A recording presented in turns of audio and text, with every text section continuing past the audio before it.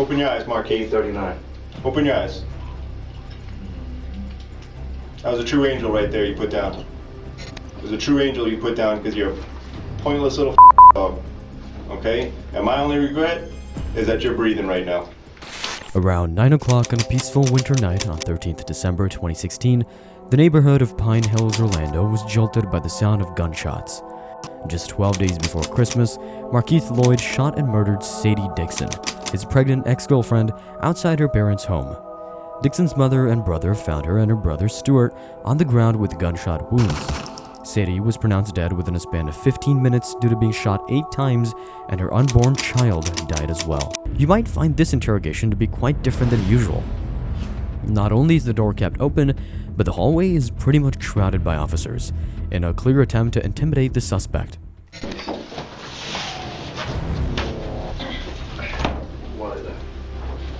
Markeith, I'm Detective Cadis with Orlando Police. We'll talk about that here in a second. Okay. Can you sit up and tell me your name? Okay. We can work on that. Let me see the handcuffs. Okay. I can see space in the handcuff. I can see space between the chain there. I'm gonna open up. Listen, I'm gonna open up just a little bit. Okay? Right from the get-go, Loyd is trying to draw attention to his handcuffs that are too tight, but nobody's doing anything to help him out. This is strange because at the beginning, cops try to accommodate any reasonable demands from the suspect to create a false sense of trust and comfort so that they cooperate with the questioning. During this time, he keeps pleading for them to loosen his handcuffs. His body language shows that he's in pain, which might be useful in weakening his mental resolve. Alright, that's enough on that one. Okay? Oh shit. Hold on. You gotta get to it, man. You gotta get to it. Oh shit. You're a pretty bulky guy, so. Come on, man. It ain't nothing, bro. Don't put it in. Although the officer addresses Markeith as Sir and assures him that he'll get to it, it's clear that nobody cares about his discomfort. In fact, they seem to be happy that the suspect is suffering. In fact, they keep talking and laughing amongst themselves, obviously trying to establish dominance, despite the fact that this could turn the suspect against them.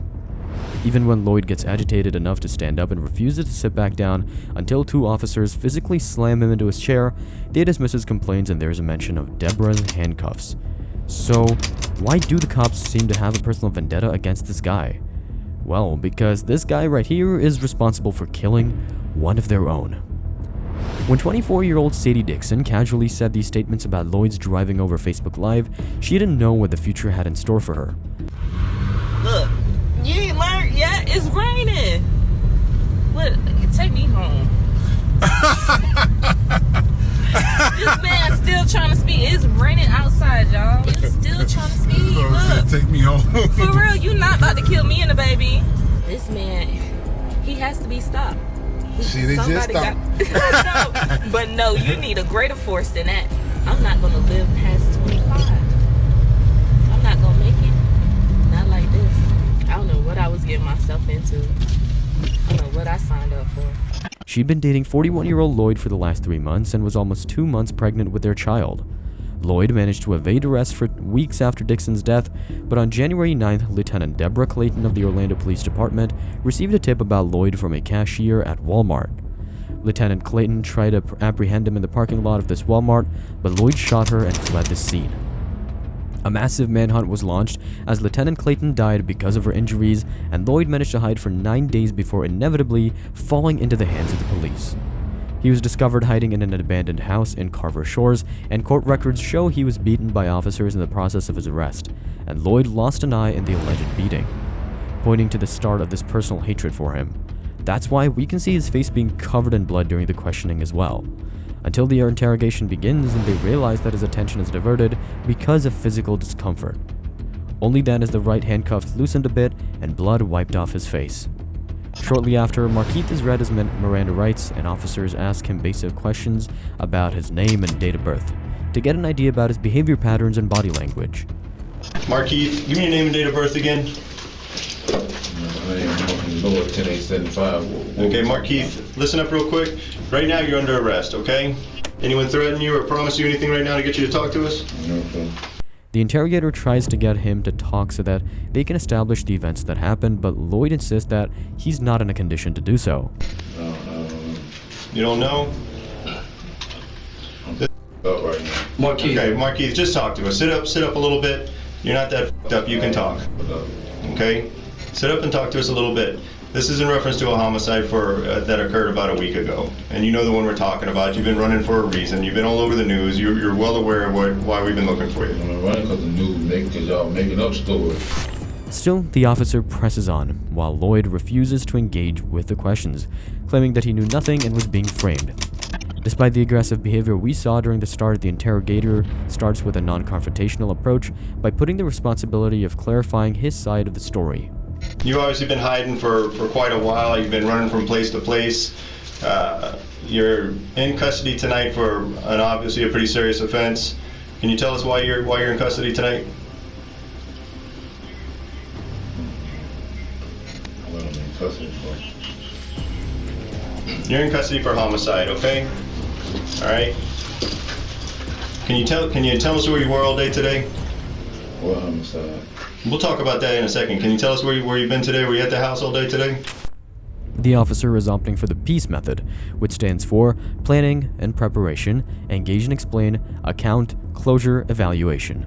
This is a less confrontational interrogation technique, and he's using the account tactic by giving Markeith the time to narrate the events according to him, but he is in no mood to answer.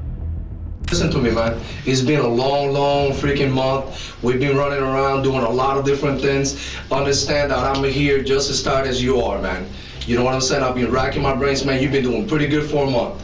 You got me for a month. We're right here sitting now. Dude, we're gonna go ahead and clarify some things. If I'm wrong about something, I'll be the first one to admit that I'm wrong. But it's up to you to clarify what's been going on. Sit up, man. I'm trying to give you some respect, man. See, in the street, it goes like this. In the street, Markeith wants respect, and he wants everybody to give it to him. And guess what? I'm gonna give it to you whether you deserve it or not. He avoids eye contact and remains hunched over the desk, perhaps because of pain, but also in an attempt to protect himself.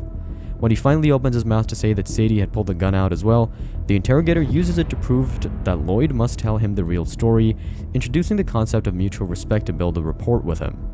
Y'all know what happened, Shadi put a gun on me. Y'all know what happened. Y'all got the guy. Who's gonna tell me that if it ain't you? You're the only one that was there. Markeith did give up a few crumbs of information, like smoking weed being the reason they broke up, and that she went inside to get a gun while her brother assaulted him outside their home. The officer switches to the good old right technique, which involves 3 components: factual analysis, interviewing, and interrogation. The interrogator pieces together the incidents from his own point of view and gives the suspect many openings to either agree or disagree with the story. Here, the interrogator is trying to explain Markeith's actions using self-defense, while also challenging him to man up and talk to them. At the same time, he's phrasing the shooting incidents like something he had to do. Loyd offers some other details, saying that he had initially disarmed Sadie before the matter escalated. I disowned her. You took it from her? Yeah. And what did you do with her gun? And I put it in my back pocket, but when her brother jumped me, I guess it had to fall out. It fall out. And when did you take your gun out? While me and him was cussing. That the older brother, Ronald, right? Yeah. You know him as Ronald? The older brother, yeah. Okay. Who did you shoot first, him or her? This is when the officer pulls out the crucial question: whom did he shoot first? But Markeith seems to catch the implications and invokes his right to an attorney. I talk to my lawyer because y'all just beat me up, but you want me to talk to you though. The interview was supposed to be on hold until he was provided with legal counsel, but the interrogators cleverly shifted the subject of questioning him from Sadie to Lieutenant Clayton. So fast forward, man. Fast forward. We go through all this stuff. You do what you do, whatever happened. I'm over here f***ed up. What you mean fast forward? No, I'm fast forwarding to last week, 10 days ago.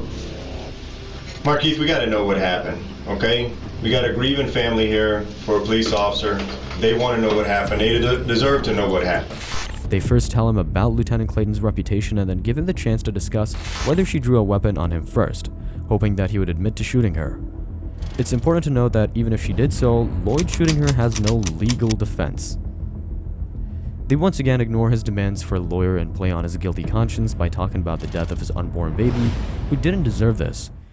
She pulled a gun on you, then what? Man, I need to be better, man. This is your opportunity. Markeith, this is your opportunity. Everyone's been saying all these things about you. This is your opportunity to set the story straight. I just talk to y'all because I ain't tripping. Well, okay, well, if you ain't tripping, man, it's like this, man. No, because y'all don't fuck me up. Y'all Markeith, we are not the ones that messed you up, okay? They keep dismissing his medical concerns by insisting that those would heal and he had to focus on the answers first. The officers are playing a huge gamble here because once the suspect has invoked his rights to attorney, anything he says in the interim can be disregarded. This is your opportunity right now to tell us the story, what happened, and tell us what happened. Okay. You're the only one there. The interrogator then asks him why he chose to shoot the officer instead of running, but Loyd straight up refuses to take the bait even when his manhood is challenged. He seems to know that talking to the police is not in his favor, but Loyd starts to rock himself back and forth in an attempt to soothe himself while the interrogation escalates into an argument, including insulting and berating him to invoke a reaction. The interrogators make a show of wrapping up the mostly unsuccessful interrogation, and the officer tries one last-ditch attempt to get Loyd to open his eyes and look at the picture of the victim to elicit a confession out of guilt. This is a well-known tactic where they're appealing to his humanity and morality by talking about the pitiful families of the victims and how they deserve answers from him too, but Loyd doesn't even give them an inch, and they ultimately leave the room, ending the interview out of frustration. During Loyd's trial for Dixon's murder, he chose to represent himself and also misbehaved a number of times. You're here for first appearances on a warrant, sir. Y'all making up like I just went in there and shot this girl, endangering my family. Okay, a judge is what if other people want to do something back? Y'all portray this to the news people. In February 2017, Markeith did a full 180 and asked for Terrence Linnerman, the highest-paid capital litigation lawyer.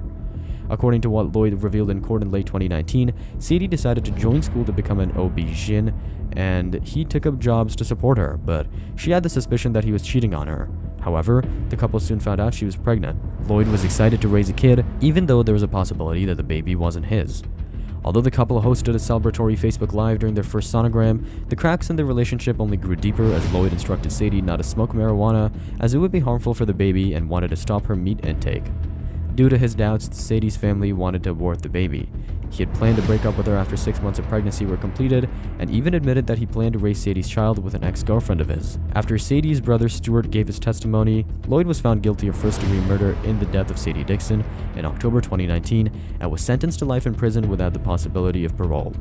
Nearly 2 years later, Loyd was brought to court for the murder of Lieutenant Deborah Clayton. After pleading not guilty, Loyd claimed in court he shot Clayton in self-defense. The jury voted unanimously to sentence Markeith Loyd to death after deliberations ended on December 8, 2021.